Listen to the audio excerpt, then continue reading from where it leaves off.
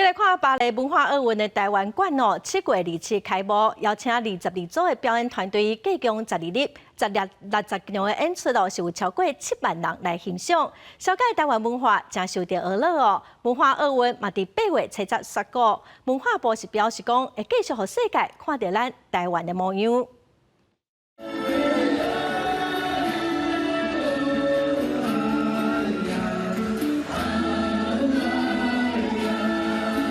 在年费的表演节目当中，秀出侪台湾民众翕的影片。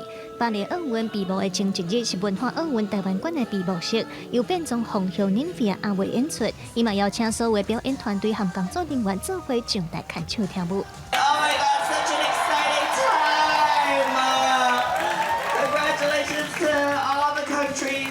为着要甲台湾文化展现，互外国朋友了解，年费和伊的表演团队，无论是导演、画面，还是服装设计，拢真用心。唔那扮做妈祖蝴蝶，也甲台湾夜市的好食面，拢穿伫咧身躯顶。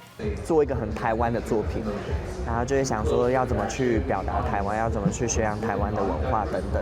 那像庙会文化，之前做在庙会的一个表演，我就会从我要怎么去找到一种很结合庙会跟变装皇后的表演的方式。 文化奥运台湾馆这15天来，超过7万人来看表演，有侪无共台湾元素的艺文表演，有传统也有创新，展现台湾文化的丰富多元。伫咧电视的时，文化部讲，这拢是台湾的模样。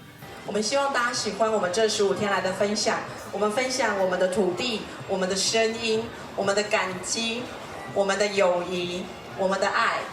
最重要的是，分享的其实就是我们自己最真实台湾的样子。 文化奥运伫当地时间8月初10闭幕。文化部表示，文化奥运虽然结束啊，不过会继续向世界展现台湾要参与国际、正宗世界一份子的决心。记者卢尚祖、谢桂林台北报道。